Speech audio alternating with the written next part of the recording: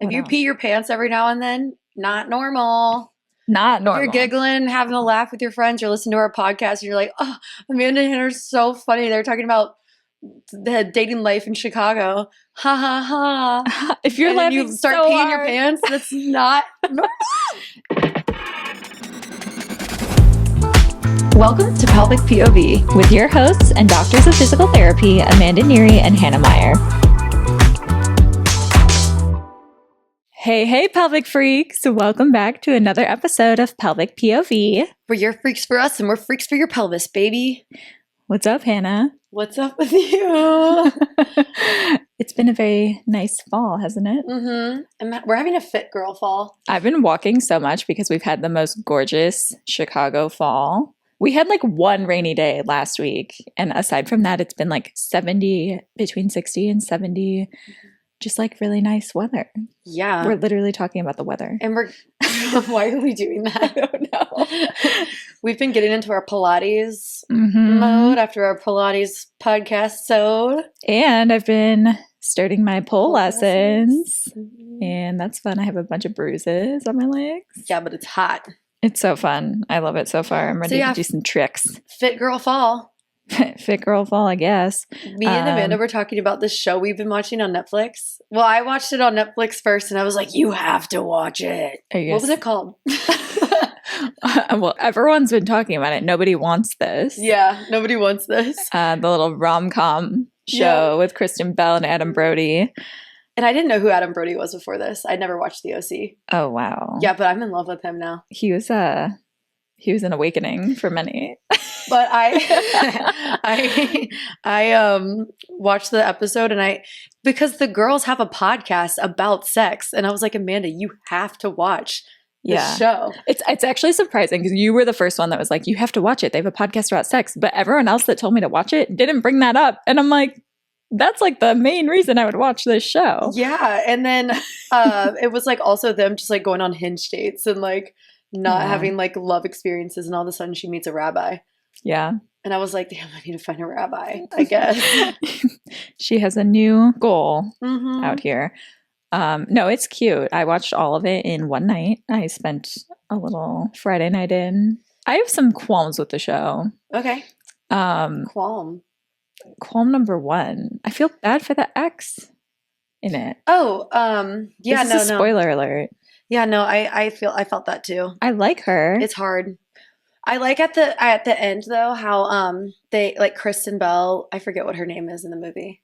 Joanne went up to her and was like, "Can I just say I'm obsessed with you?" And they talked about how they're obsessed with each other because that's such a real experience. Yeah, being like obsessed with the ex and then the ex being obsessed with the new girlfriend. Because it was true for them. Yeah, they were like both stalking each other for that specific situation. No, I loved that show though. I think I'm gonna rewatch it. Really? They need more 2024 rom-coms. I do want more rom-coms. I watch 2000s rom-coms and it's so out of date. It's like, I don't know. I love an old rom-com. I do, but I loved this rom-com because it was like the lingo they use is so up to date with what we say all the time. Yeah, I guess. I was cracking up. I don't know if I actually laughed out loud one time. For real? Oh my God, I did. I think I would have laughed if I watched it with other people. Like it was that kind of show for me, but I wasn't like by myself, you know. Why did I do that? I sounded like that when I watched it. I loved it. I'm happy for you. It made me feel like I was in high school again. Like I felt the love.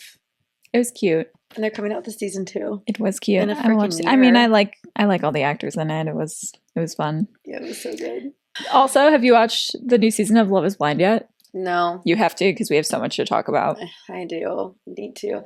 I have a qualm with Love is Blind. Tell me your qualm. I mean, it's stupid.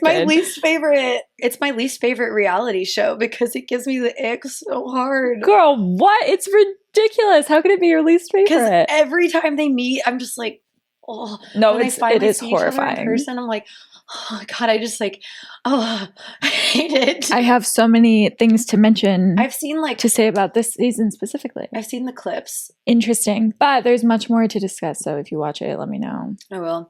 I probably will watch it. I don't know. Watching this show, that Joanne show. I keep forgetting what's it called. Nobody Wants This. it made me believe in love again, and I've actually been like responding to people on Hinge. That's good. Yeah. Wait, I love that I for might you. even go on a Hinge date. That's great. Who knows? I mean, tell me how I've it is never if you done that do. before. You've never gone on a Hinge date? Never. I freeze every time. I freak out and I don't do it. I didn't know that's about you. No, I literally can't. It's something about it. I'm just like, I don't know who this person is. It just freaks me out. But I've been having good banter lately, so I'm kind of like, maybe I'll give it a shot. A little shot ski. Well, if you do it, I'll do it. Should we plan dates at the same time in the same place? Maybe. And then pretend that we don't know each other. That would be funny. And then we can like spy on each other, make sure that we're good.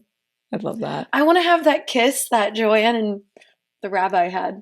What's his name in the show? It's like, starts with a J. I don't know. I can't think of Prego, prego. Did you see that part? That part did crack me up. He actually didn't give you the ick too bad. No, I thought he was cute, and I don't like men right now. Yeah. I told my therapist, I was like, I'm in my man-hating era. And she was like, that's valid. Not interested. No, he was cute. But yeah, okay, well, pinky swear we'll both go on a Hinge date. Okay, I could be going on one tonight. Pinky swear! Wait, I don't know if I want to swear to going on one tonight because I might freeze. No, not tonight, in general. Okay, in general. We'll go on a Hinge date at some point. If you're listening, I'm coming for you. Oh, no. No, I need to cut that one out. Yeah, that specific line. Yeah, that line. Yeah, that was something. My friend... Wait, can we talk more about Hinge? Yeah, I was going to say I want to talk more about... Because I met up with a friend from home. He was visiting. I haven't seen him in like 2 years, and he was in Chicago, so we got some drinks. And he asked me how the dating scene is in Chicago. And what is your opinion? I mean, there's a lot of people to meet in Chicago. I think fall and winter is a very different dating scene than summer. You're not going to get as much of that. Like, I feel like there's a lot of like talk a little bit and then you fall off the train during the summer because everyone's busy. So because we have seasons in Chicago, you get that like cozy dating vibe in the fall and winter. No, dating in Chicago is it's a toss up. I'm kind of into it right now. I'm not going to lie. I want to meet people in the wild more right now. I saw this TikTok that was like, if someone asks you like how the dating scene, what? No, I'm just listening. You look good in those glasses. Thanks. You're welcome. They're new. Yeah, I like them. Amanda got new glasses, guys. Look. Hee. But I saw this TikTok that was like, if you're going into dating, you're like, God, the dating scene sucks. It's so hard out here. Then it's gonna suck and it's gonna be hard. Like you have to go into it and being like, oh, dating is so fun. I'm meeting all these new people. Like sometimes it works out, sometimes it doesn't, but whatever. You have to go into it with a good mindset. It's like manifesting. You know what I hate to say? The people that are like, it happens when you least expect it, they're right. Because if you're like going out and you're like, maybe I'll meet someone tonight, but I'm probably going to be disappointed, like you're going to be disappointed, you know? But when you go out and you're just like shooting. You're shooting it. You're just out shooting it. When you go out and you're just hanging out. When you go out and you're just hanging out with your friends and then you just happen upon someone, and it's not even like you don't have to be out at a bar. It can happen like literally in the weirdest of settings. That's what my vibe is right now. This is what we're going to do. What? We're going to approach people. We're going to do that. I'm going to stop waiting for people to approach me, okay? Okay. I'm going to go for it. I'm going to target point. Yeah. Go for it. That's what I'm doing tonight. I'll do it if you do it. Tonight. Sweet. After your soup party. Okay. Do you listen to Tinks ever? Yeah, I read her book, actually. She says, don't go on a marathon first date. Always Shift. like an hour, hour and a half, and then she has rules. If you guys have read The Shift by Tinks, actually, when I haven't read it. You should. I'll give you mine. Okay. If you want to read it. Cool. Because when I went through a really bad breakup, my friend Emily, shout out, but she gave me this book by Tinks and she was like, here, this changed my mindset when I went through my breakup, and I read it and it really like helped me a lot. So shout out Tinks. Thank you. Yeah. I like Tinks. She has some she has good tips, like nuggets. Her crush list tip. I don't know if you've heard of that one. I think so. To like get you excited about, even if it's like a random person that you don't even know, like the mailman or something. Yeah. Or not our mailman, but like I'm not saying that I have a crush on the mailman. Just to be clear, not our mailman. No. Who's our mailman? He Felix? scares me every time. He always gets, yes. The UPS guy, Felix? He knocks so loud on the door and he does it on Oh, purpose. I love him. No, I love Felix, but I don't have a crush on him. No, so true. But Felix, and he knows it. He's like, every time he startles me. He's much older than us. So he startles me every time. He's like, sorry, people tell me I'm loud. I'm like, you are. And you scare me every time. Do you like him because he has the same name as your cat? I do like that.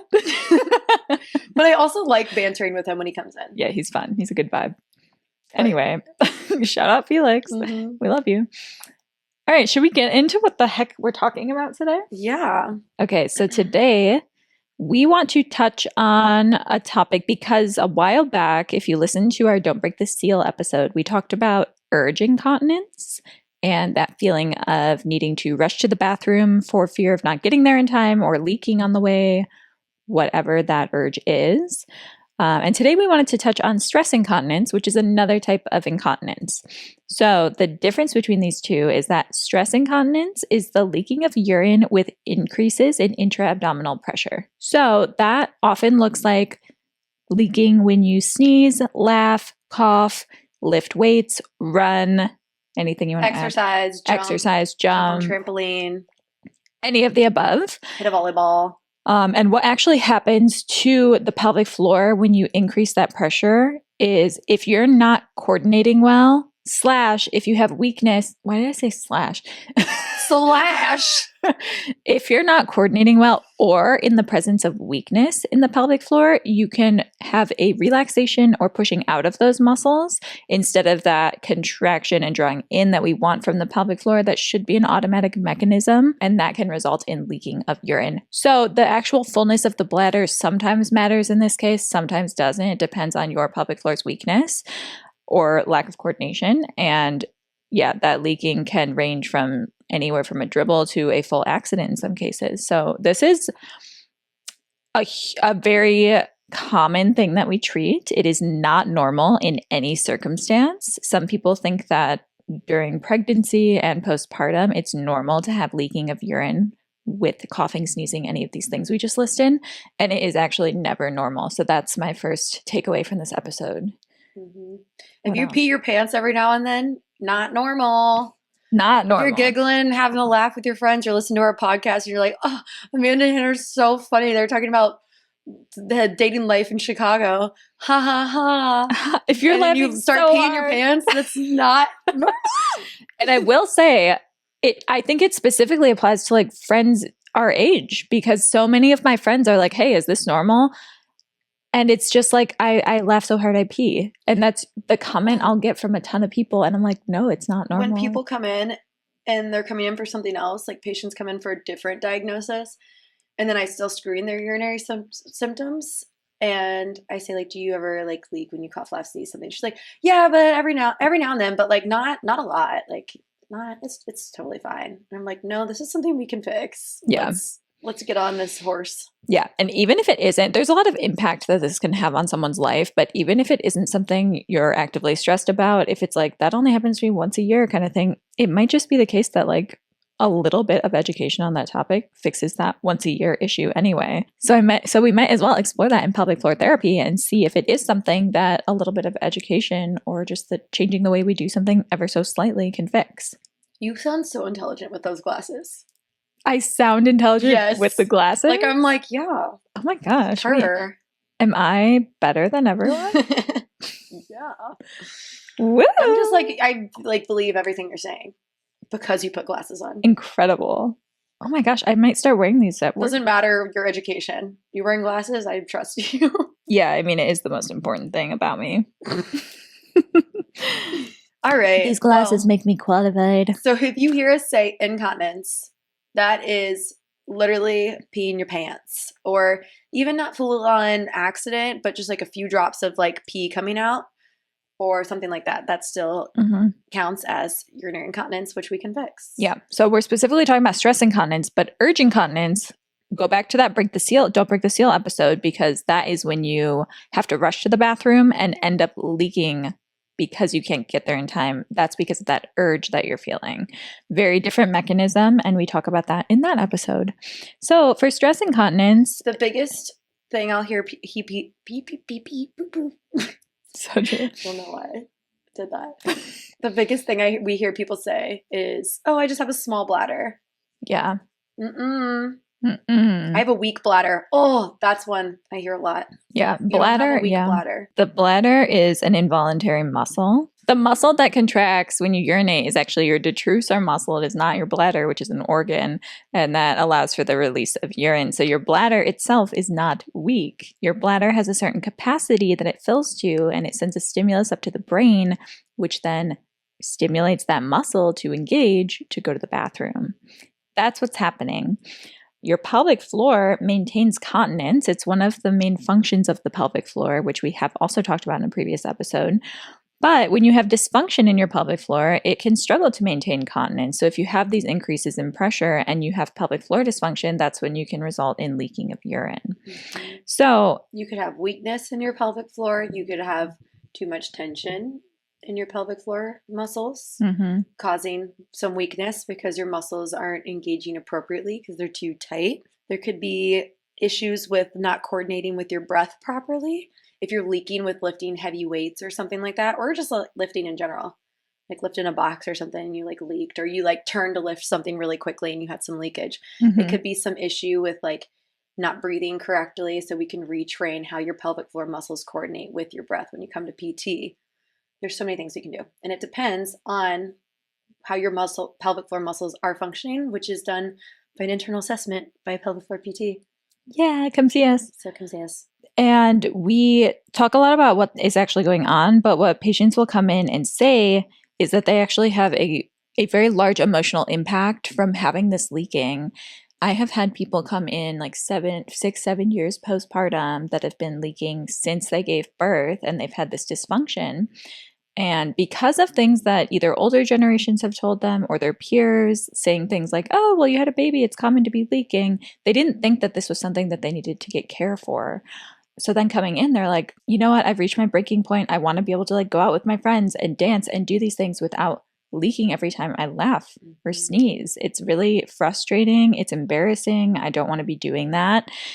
And these symptoms really do impact their quality of life. So that is also what we're treating when we're treating this pelvic floor dysfunction. It can be so frustrating, especially if you're really fit and really active and you're like, I work out all the time.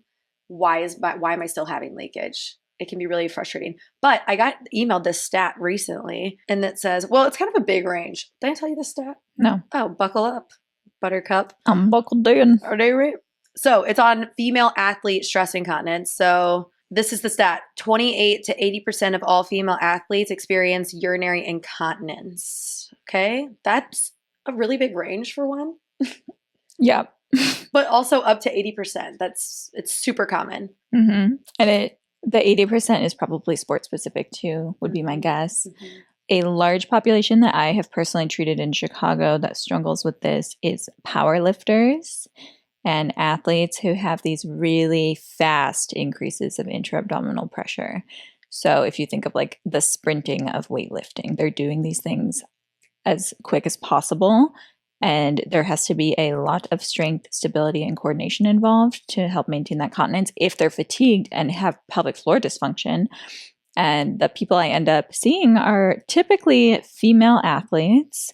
And whether they're postpartum or not, you know, these are people in their 20s that have never had a child or been pregnant. I see people in their 40s that are years postpartum that are now dealing with this. And these athletes are very strong, but it's an example of how strength doesn't actually equal function. You can have dysfunction and still be a really strong human. So it's a very common population that we see. So that doesn't surprise me. The range is large. It's kind of a large range. I kind of want to know how they got that. Yeah. I'm curious what athlete populations they asked in their research. Me too. How are you going to diagnose stress incontinence? So if you come in and you complain, the other day I was laughing with my friends and I had leakage or something like that. I pee when I cough, laugh, sneeze. I pee when I run. Or I feel like, even if you feel like the pressure or urge, you don't even have leakage yet, but you're like, I run and I feel like I could leak if I kept going, so I stop. And it's preventing you from doing your daily exercise routine or to your full capability, then we can retrain that for sure. And then what are you looking for in your internal and external assessment when someone has that symptom? So we do an internal assessment of the pelvic floor muscles where we assess the strength of your pelvic floor muscles. And I'll sometimes have someone, I actually do this every time, I'll have you cough while doing an internal assessment and see how your pelvic floor, does it contract and lift or does it push out and bear down?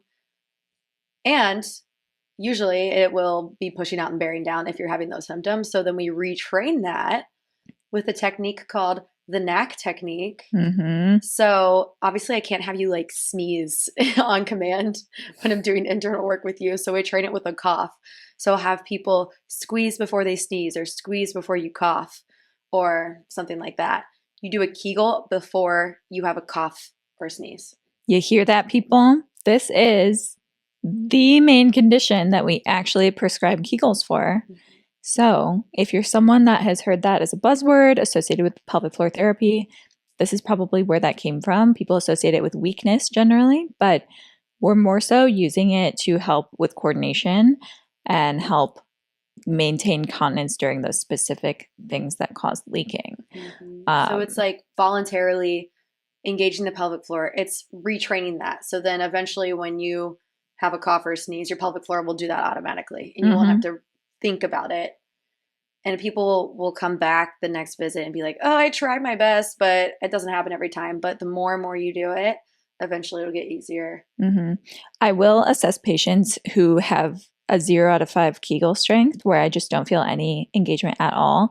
And in those cases, I'm really starting from square one, and you will probably need to incorporate some specific Kegel training with the population. So this is a case where like we will actually prescribe Kegels for certain people. It's few and far between, but if someone has like a 4 out of 5 Kegel, but they just don't have the coordination, I'm not going to make them go home and do a set of 10 Kegels. But if someone doesn't know how to engage their pelvic floor at all, providing their own finger for feedback or trying to engage while doing like a glute bridge and combining it with another exercise can help engage that pelvic floor contraction to begin with so that they are able to use the knack technique. So sometimes we have to build up to even be able to use that mechanism. But that's just an example of like where I would actually use Kegels in pelvic floor therapy. It's so different for everyone, which is why some people will maybe like go to the doctor and then, or they'll like look on TikTok and they'll say like, oh, I just need to do like 3 sets of 10 Kegels every day, but that might not, and then you won't see any results. And that's probably why you might need something completely different than another person does for the same issue. And just to add to that, just because you have a weak pelvic floor doesn't mean it's not tight. So if you are just doing Kegels, the reason you might not be seeing progress is because you're contributing to more tension. And then where are you going to contract if you're already tight here? You're not getting a strong pelvic floor contraction. So when it tries to kick in when you cough or sneeze, it's not able to actually support you because you're not getting a lot of strength there. So you can have a tight and weak pelvic floor, which are both things we need to work on, but we're probably going to prioritize that tension so that you can get a full contraction out of your pelvic floor first. And then another topic we can talk about here, especially with our athletes, is going to be the use of the Valsalva maneuver. So I, in the past year, did a whole presentation at Northwestern University about the use of Valsalva in pelvic floor therapy and working with weightlifting athletes, and how that can contribute to lack of coordination that affects the pelvic floor. So for those who don't know, the Valsalva maneuver is essentially a functional breath hold that you use when weightlifting to increase your max force production. And it is useful, and athletes and powerlifters do need this technique. So I'm not anti-Valsalva by any means, but 90 to 95% of your actual training in these cases is not going to be that performance weight goal, your 1 rep max, anything like that. So when you're training at lower loads, we really want to focus on breathing out as you're contracting to help train that coordination, because what happens when you use the Valsalva maneuver is you are increasing your intra-abdominal pressure inherently. So it can contribute over time to pelvic floor dysfunction if you're not coordinating well, if you're overusing it, if you haven't worked on breath work and breathing techniques and how to engage your pelvic floor on an exhale. And that's why with these higher athletic populations, we're seeing more of this stress incontinence. Mm-hmm. It's a useful technique, but if you have any semblance of struggling to engage or working on coordination, or you start to feel that like I might leak sensation, you should definitely consult a pelvic floor therapist and get ahead of it. Or if you even start to get some pelvic pain too, that's pretty common. Mm-hmm. That it could be coming from doing the Valsalva maneuver over and over again with heavy lifting and putting pressure and pressure and pressure on the pelvic floor. And the pelvic floor is trying to combat that increased pressure. So it's going to tighten, tighten, tighten. And then you get these pain referrals. You get some abdominal pain. You could have pain referral to your back, glutes, etc. Totally. If you're having stress incontinence, you could be having stress urinary incontinence, or you could be having fecal incontinence too. That's a good point. It's not just urinary incontinence. So if you're also having some leakage, if you're also having some fecal leakage and you're like, what the heck, or you're getting embarrassed by it or feeling uncomfortable to say something, just know that this is also common, and we can also address this in similar ways that we would address it with stress urinary incontinence. Yes. Nothing to be ashamed about, and we can help you. So let's give like an example of a time where someone came to pelvic floor PT for specifically stress incontinence. I actually just discharged someone too. I love treating stress incontinence because when we get to that point where there's no more leaking, it's like this, I don't know, it's just such a fun moment for like everyone involved. But I have a really good story, and this patient has given me permission to talk about it. So I saw this patient for maybe a 6-month period when we first started working together, because she came in between 6 and 8 years postpartum. I forget when I started treating her. Mother of twins, 1 pregnancy, and she said that during pregnancy had no dysfunction, was like very happy in her body. She is a power lifter and she competes. And postpartum, she started developing some stress incontinence. And over the course of the years to follow, she started developing it more. So it was so few and far between that it wasn't much of an issue at first. But by the time I saw her, it was really impacting her life. That's why if you're having even just like once a month or once a week, and you think it's so minor and it's just a little bit and I'll just deal with it, come in as soon as you're getting those symptoms so that it doesn't get to the point to where it's getting worse and worse and worse. And now you're just emotionally like you're stressed about it, and it's affecting your life and quality of life. 100%. Because the reason we ended up working together for so long is because it was such a chronic issue by that point, which this patient knew coming into it that it was going to be hard work. What I will say about that population is they're used to putting in work. These are high performing athletes. So she knew she would have some homework to do and take away. And we basically addressed a lot of pelvic floor tension right off the bat. And then we needed to work on a little bit of specific strengthening just to get that knack down, but then mostly just coordination training. And we retrained the way that she was engaging, almost using like a knack technique on some of her lifts instead of just like engaging her Valsalva when we didn't actually need that much force production there. And after about 6 months, she was completely symptom free. And it was a very emotional day for both of us when she came in and she's like, yeah, I'm better. I love hanging out with you. I love our sessions, but I don't need this anymore. Yeah, and I was that's like, the hardest thing about PT. it's like only seeing you when you're in dysfunction or pain. And Yeah. it's like, well, bye, you're better now. And that's just an example of where like this can be going on for years and years, and we can make a 100% change in that symptom still. So you are not a lost cause if you feel like you are, and you should definitely just come and see what the options are. And on top of that, don't get discouraged if you feel like you're plateauing. Did you hear, guys, did you hear that? 6 months. That's It's a process. Long time. It's a long time. I've had some people that are coming in. It's been like 12 weeks and we're still not where we need to be. And that's okay. We can keep working on it and don't get discouraged. It might be a slow, long process, but we'll get there. Physical therapy is work at the end of the day. And what we do in clinic is probably about 20% of the change that you'll see. The other 80% comes from implementing homework, the education that we provide, and that playing into whatever lifestyle changes need to be made. This got into a really good conversation. I like this. Mm-hmm. I've been dying to do this episode. It made me feel good to hear that, because it's also hard on the PT when it's taking long too, because then I'm like, oh, should I be doing something different? But it's just reminding me for some people where it's taking a little bit longer, just be patient, keep working towards it, and don't get discouraged, and we'll figure it out together. Yes. You'll have a patient come in and they'll feel like they're not getting better, but then you'll be like, okay, let's sit down and let's go over these goals. Did you meet these? And then we ask, at least I do, I'm like, if you could give a number from 0 to 100%, how much progress do you feel like you've made from 0 to 100%? And then if they sit down and like really think about it from where they were when they started to now, and they'll say like 65%. I'm like, that's a huge improvement. Yeah. That's more than halfway. And then it kind of changes their attitude about it. They're like, oh, I am making progress. Yeah. And I have this like extra 35? What did you say? 65? 35. 35% of the way to go. I didn't see numbers. I'm not a mathematician, okay? Not wearing my glasses, so. Yeah, exactly. Rubbing off on you. I love that. Can we talk about how whenever Amanda texts me something and I go, yes, ma'am, it autocorrects to mama every time. And then I have to go, ma'am, I mean ma'am, every time.